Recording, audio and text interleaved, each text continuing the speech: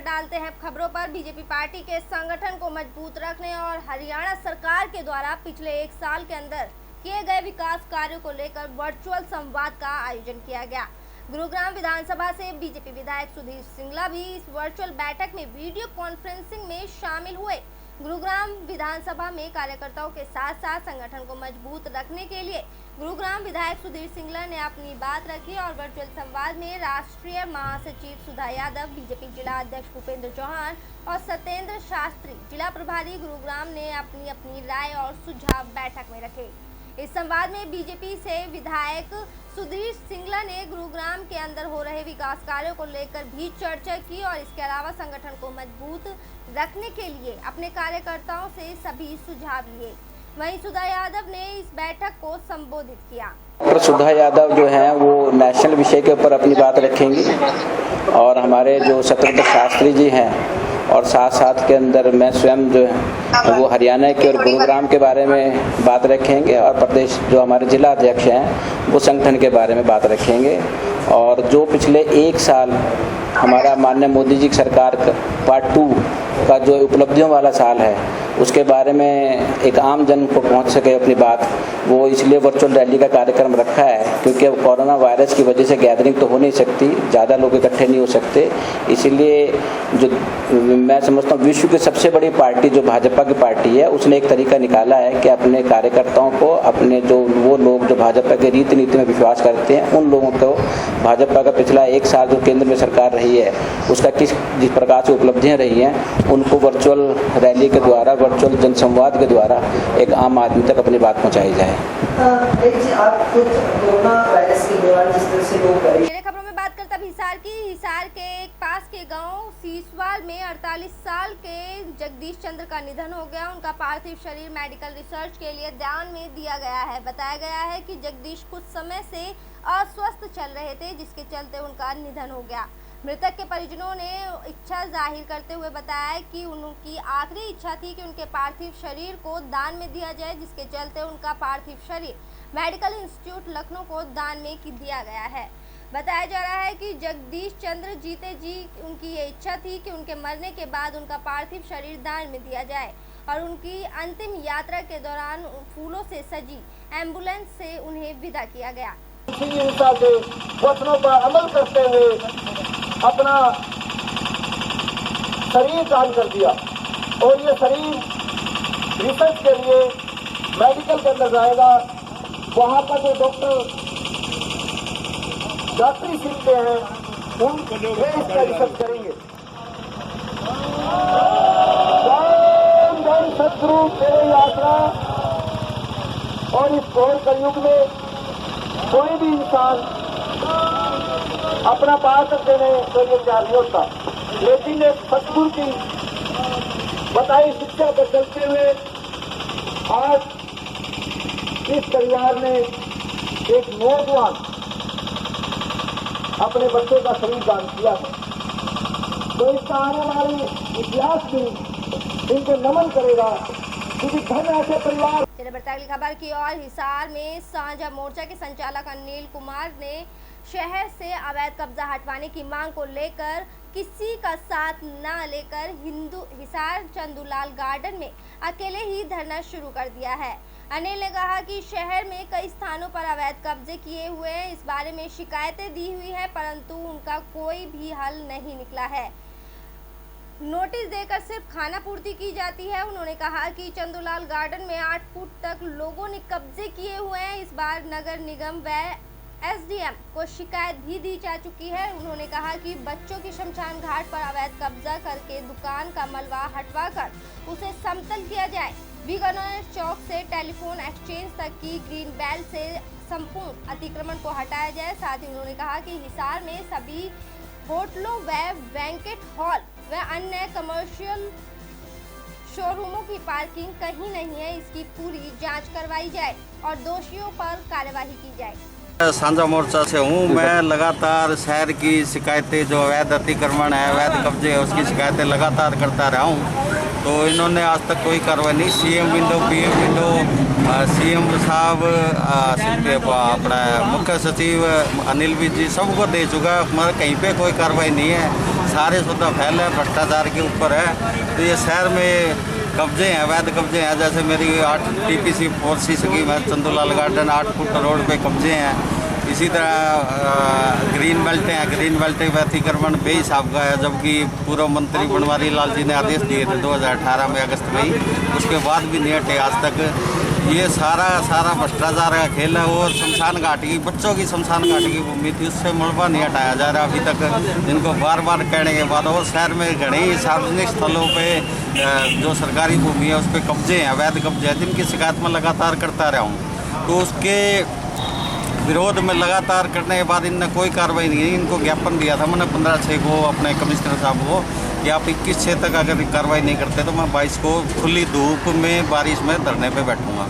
तो उसके दौरान ही उसी कारण। खबरों में बात करते हैं अयोध्या की। पेट्रोल और डीजल के बढ़ते दामों में निरंतर बढ़ोतरी हो रही है। इसको लेकर समाजवादी पार्टी और कांग्रेस ने अयोध्या शहर के अलग अलग स्थानों पर विरोध किया है। कांग्रेस कार्यकर्ताओं ने मौजूदा सरकार पर लोकतंत्र का हनन करने का भी आरोप लगाया है।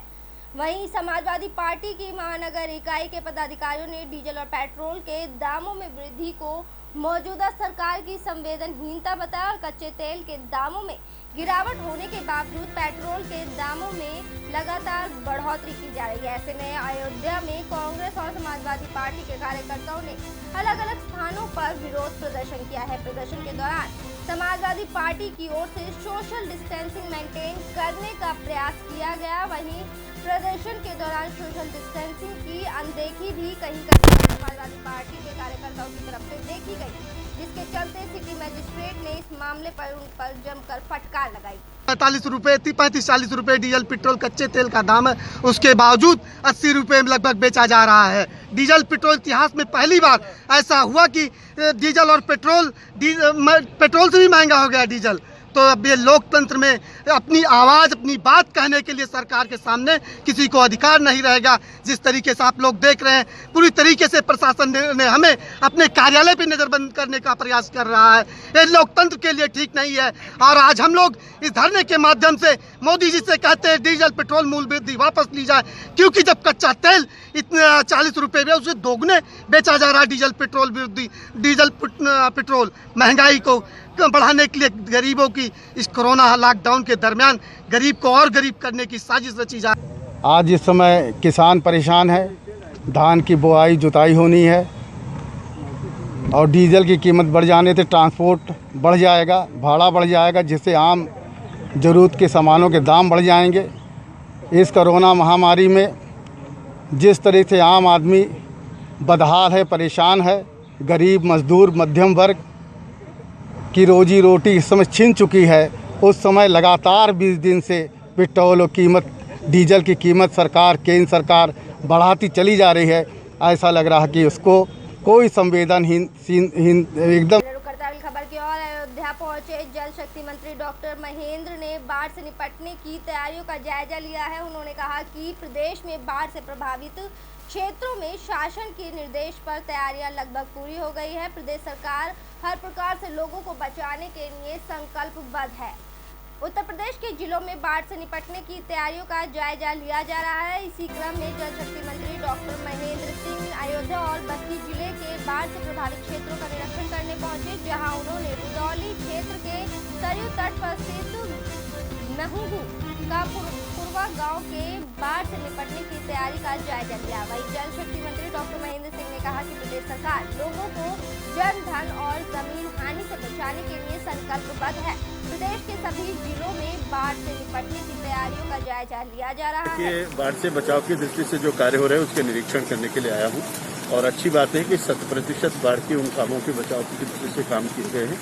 अचानक वर्षा भी होने लगी तो यहाँ के जितने बाढ़ के काम अयोध्या के और बस्ती के हमारे हैं उनको सबको आज मैं निरीक्षण करूँगा। हर दिन किसी न किसी जिले में मैं हूँ। आज अयोध्या और बस्ती का कार्यक्रम मैंने लगाया है। विभाग के सभी अधिकारियों ने मिलकर के रात और दिन काम करते हुए इस काम को पूरा किया है। उनको बधाई भी देना चाहता हूँ। एक अच्छा काम हुआ है और जिससे हमारा ये गांव पूरी तरीके से बच पाएगा। सर, तमसा नदी का प्रोजेक्ट था वो कब पूरा हो जाएगा? देखिए भैया, तमसा नदी का प्रोजेक्ट नहीं, अभी बाढ़ का प्रोजेक्ट देखने आया हूँ, इसलिए आज तो हमें को बाढ़ पे विशेष रूप से बातचीत करनी है। हम लोग बाढ़ को फोकस करेंगे, इसके बाद बाकी आपसे बातचीत करेंगे कि पानी बरस रहा है, एक सर, जैसे हर साल बाढ़ आती है जो गांव चपेट में हरियाणा प्रदेश कांग्रेस कमेटी की प्रदेशाध्यक्ष कुमारी शैलजा के निर्देशानुसार हरियाणा प्रदेश कांग्रेस कमेटी के प्रदेश मुख्य प्रवक्ता बजरंग गर्ग के नेतृत्व में कांग्रेस पार्टी के पदाधिकारियों द्वारा पीटीआई टीचरों द्वारा जो लगातार धरना प्रदर्शन जारी है उस पर आश्वासन देने के लिए कांग्रेस के कार्यकर्ता पहुंचे और सरकार के खिलाफ जमकर नारेबाजी भी की गई। कांग्रेस के प्रदेश मुख्य प्रवक्ता बजरंग गर्ग ने कहा कि उपस्थित लोगों को उन्होंने संबोधित किया और कहा कि सरकार जनता को रोजगार देने की बजाय उसे रोजगार छीनने में लगी है, जबकि सरकार को सुप्रीम कोर्ट में पीटीआई टीचरों के हक की वकालत करनी चाहिए जो सरकार ने नहीं की। गर्ग ने कहा कि सुप्रीम कोर्ट के आदेशानुसार सरकार को लॉकडाउन खत्म होने के 5 महीने की अवधि में पीटीआई टीचरों को हटाने के बजाय पहले पीटीआई टीचरों के टेस्ट लेकर उनकी भर्ती करनी चाहिए थी। अगर सरकार की नीयत ठीक होती, सरकार सुप्रीम कोर्ट में पार्टी बन के इनके हक के अंदर जवाबदारा पेश करके कार्य करती, तो मैं दावे के साथ कहता हूँ अगर सरकार पार्टी बनती तो मुझे उम्मीद थी कि किसी कीमत पर इनको बर्खास्त नहीं किया जाता, हटाया नहीं जाता। और अब भी सरकार की नीयत ठीक है तो सरकार अध्यादेश लाकर और स्पेशल कानून बनाकर इनको पुनः बहाल किया जाए। आज आपके सामने है 13 दिन से पूरे हरियाणा के अंदर पीटीआई टीचर परिवार सहित बच्चों सहित धरने पे बैठे हैं इतनी भीषण गर्मी के अंदर। यहाँ तक कि सरकार का एक ही काम है रोजगार छीनना। ये सरकारी नौकरियां छीनने में लगी हुई है। यहाँ तक कि प्राइवेट सेक्टर के अंदर उद्योग पिछड़ने के कारण, धंधे पिछड़ने के कारण लाखों लोग बेरोजगार हो गए हैं। सरकार की जिम्मेदारी बनती है रोजगार देना, अगर सरकार रोजगार देने में पूरी तरह से विफल सिद्ध हुई। अब आगे की क्या रणनीति? चलिए खबरों में बात करते हैं अब रोहतक की। रोहतक सोनीपत सीमा के नांदल गांव में 2 युवकों की डेड बॉडी मिलने से इलाके में हलचल मच गई है। दोनों के शवों को बुरी तरह से जलाया गया है। घटना के पास शराब की बोतलें भी बरामद हुई हैं और दोनों युवकों की पहचान पास के ही गांव हथवाल के सोनू और संदीप के तौर पर हुई है। दोनों युवक दिहाड़ी मजदूरी का काम करते थे। फिलहाल पुलिस और एफएसएल की टीम मौके पर पहुंची और शव को कब्जे में लेकर पोस्टमार्टम के लिए पीजीआई भिजवा दिया है। रोहतक और सोनीपत जिले की सीमा से लगते गांव नांदल से गुजर रही नहर के पास 2 युवकों के बुरी तरह से जले हुए शव मिलने से इलाके में हड़कंप मच गया है। दोनों युवकों की पहचान सोनीपत के हथवाला गांव के संदीप और सोनू के रूप में हुई है। घटना के पास से शराब की बिखरी हुई बोतलें भी बरामद हुई है, जिससे अंदेशा लगाया जा रहा है कि पहले घटना स्थल पर शराब पी गई और उसके बाद इस घटना को अंजाम दिया गया। यहाँ पे लाखन माजरा पुलिस स्टेशन की जुरिडिक्शन में 2 डेड बॉडीज मिली हैं जो जली हुई अवस्था में है। एक बाइक है वो भी जली हुई अवस्था में है, जिनकी अभी पहचान हुई है।